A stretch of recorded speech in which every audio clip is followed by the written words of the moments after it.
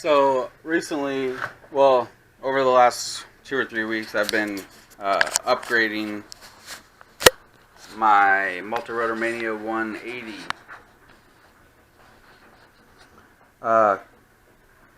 Different ESCs, different flight controller, different PDB, different VTX, different camera.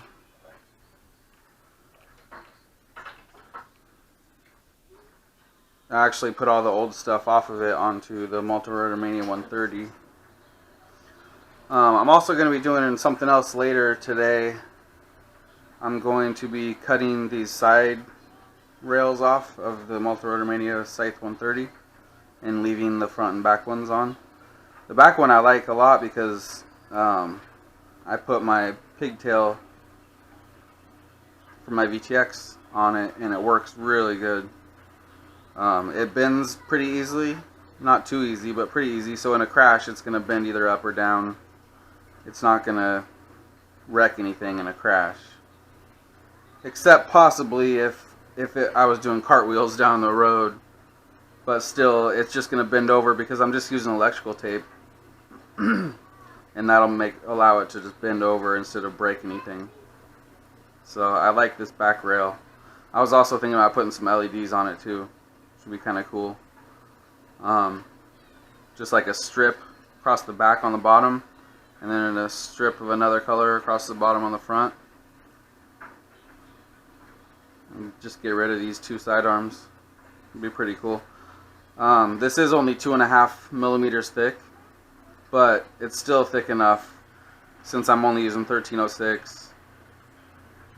It's pretty light, so it'll work fine. But anyway, also this morning I shortened up my patch antenna on my goggles. Turned out pretty good. It was super easy. All you have to do is, there's just two solder points, the positive and negative, or ground and positive.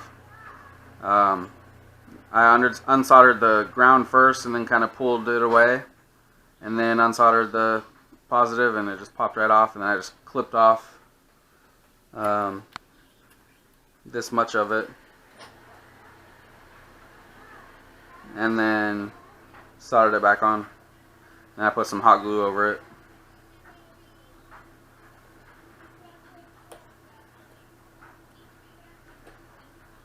I just didn't like it up tall. I had it bent over anyway, so might as well just shorten it up and keep it straight. Now it's pretty much the same height as the Amway. Anyway, let me grab the Multi-Rotor Mania 180. Show you the parts I put on it. So it's just completely different now. I got the RROSD PDB from Banggood.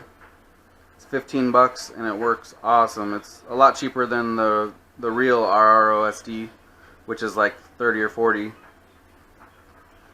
The only thing I didn't like about the layout of it was that it has 4 corners for the ESCs, but one side is positive and the other side is negative. So on each of your ESCs, you got to have one wire longer than the other, but it's not a big deal.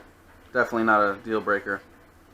And I put a buzzer on it, so there's no buzzer other than if I was to ever lose my quad, this will start beeping after 5 minutes of inactivity, which is pretty cool. So it's not going to be loud and annoying all the time, but then if I ever lose my quad, I'll still be able to hear it after 5 minutes. So actually, now that I think about it, well, yeah, 5 minutes of just sitting there, the battery's not going to drain, so yeah, that'll be fine. I already tested it out and set a timer and everything and just left it sitting here on, and right at 5 minutes it started beeping. So I got some RacerB 30 amp ESCs and a Flip 32 F3 and this eachine CCD 1000 TVL camera, but I'm not exactly sure if it is really a CCD or 1000 TVL. But one thing I can say for sure is that it looks a lot better than a CMOS. A lot better. I flew it yesterday, and it was overcast, and it looked so nice, and the transfer from light to dark and dark to light was excellent. It was just awesome. There wasn't anywhere outside where I had any dark spots that I couldn't see. As I was flying, just things would just brighten up as I went through shadows and stuff. It was great. I'll try to show you guys. It's a pretty shitty day. It's only 8 in the morning right now, but it looks like it's gonna pour down rain. But I'll turn it on and take it outside and try to show. But yeah, I'll show you the OSD and stuff too. If you haven't seen the RROSD, they're all the same. They show battery voltage, a timer, milliamp hour used, and amps being used or drawn.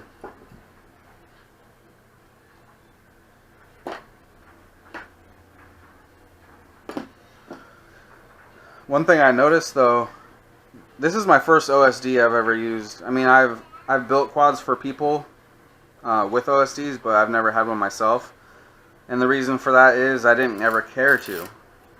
I didn't really care to have one. I mean, a buzzer, a timer is all I really cared about. And I'm actually finding myself not even looking at it, except for like at the end of a flight and before the flight. But during flying, I'm not even really looking at it.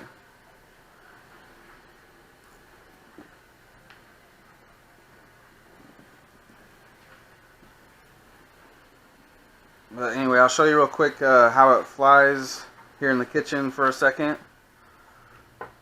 Compared to the old way,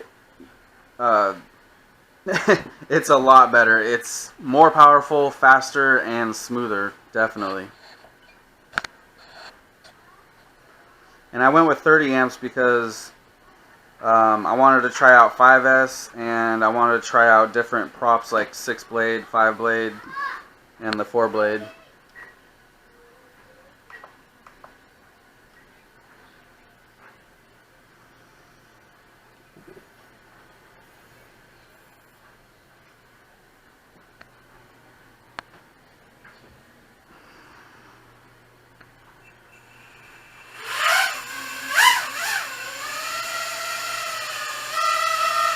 Much smoother now.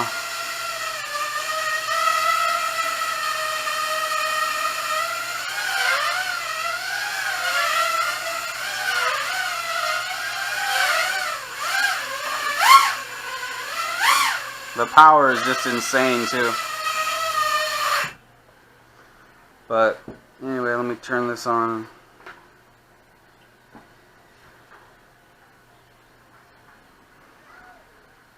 Oh shit, my voltage is pretty low. I don't like to let the 4 cells get that low. Let's see, I used 58 milliamp hour, flew for 24 seconds.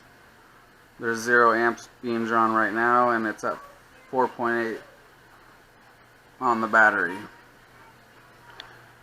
And there's the camera. I don't know if it looks better or worse than stock, but this is not the stock lens.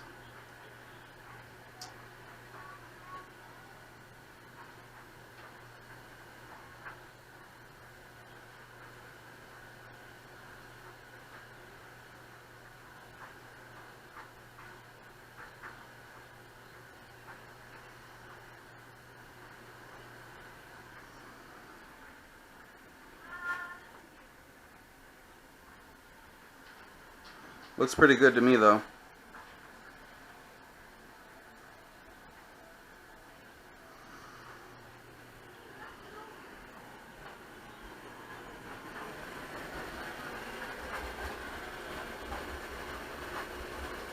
It's not switching to black and white either. I'm not sure if it does. I haven't really tested that yet.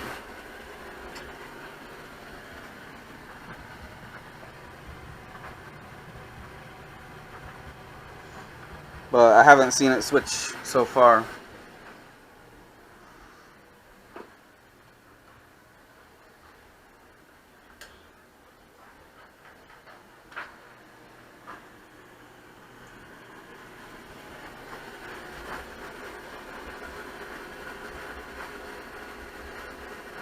There's a lot of static on the screen. I'm not sure what that's from. what that's from.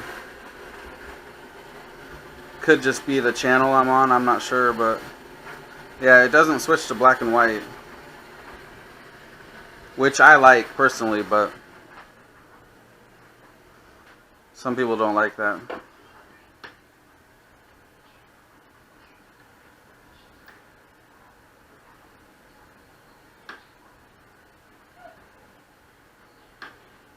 Pretty nice. Let's see what it looks like outside.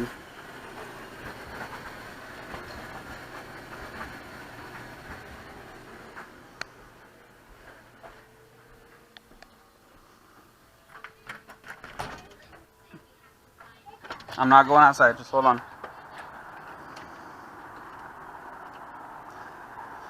So you can see it's a pretty shitty day. It's raining. And there's pretty good detail. I can see the clouds. Almost better than my HS1177. And then when you're looking at the sky, going from sky to ground, it's pretty good.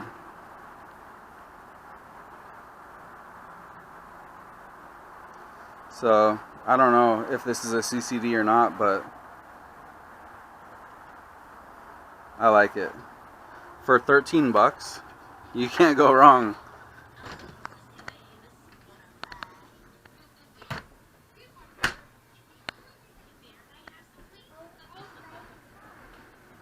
The colors look perfect.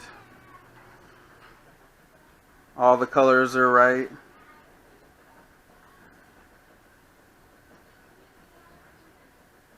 The blue looks amazing.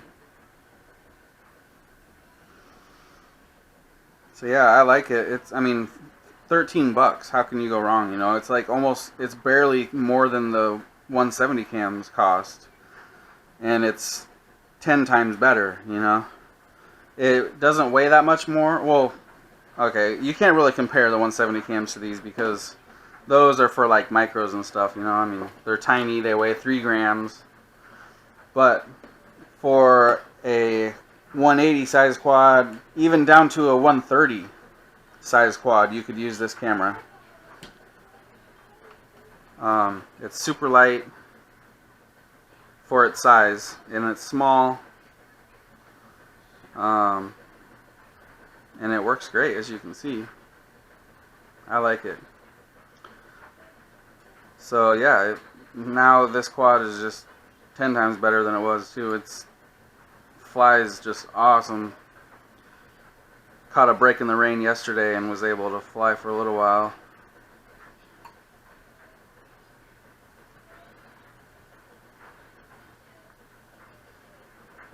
I think that's what that noise was. I heard a noise when I was flying. I think it's because the prop was bent over. I don't remember crashing, but I do a lot of it, so.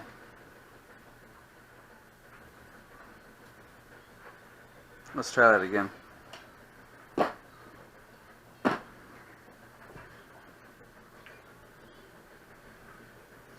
I'll show you the video too.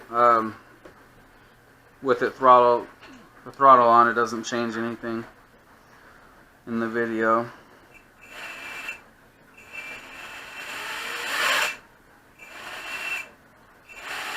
So the RROSD filtering works great.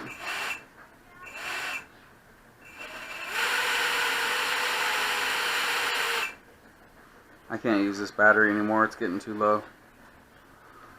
Let me swap it out real quick.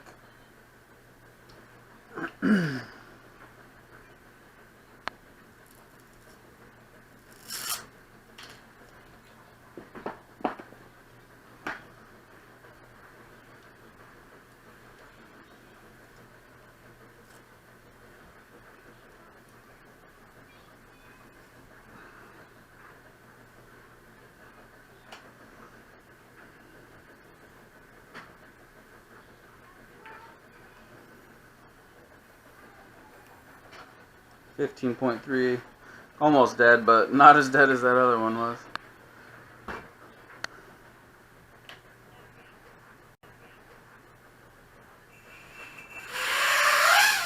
Oh yeah.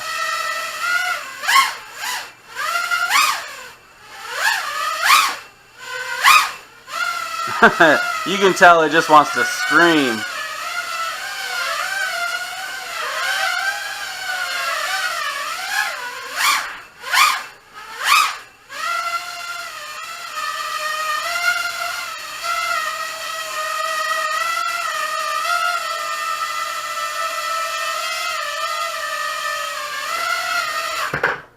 And it's running Betaflight 2.9 with the loops set at 4K. I'm gonna hold on to it and give it some gas.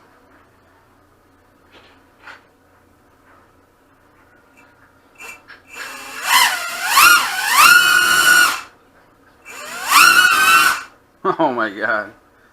And that's with the battery almost dead. So yeah, I can't wait to test out different stuff on here. Mainly 5-cell. It's going to be a monster on 5-cell. Just going to be finding a good 5-cell battery. I know Rebel makes 5-cell that's around 1,000 milliamp hour, I believe. These motors have been excellent so far. So yeah, that's about all I wanted to show. Turned out pretty good.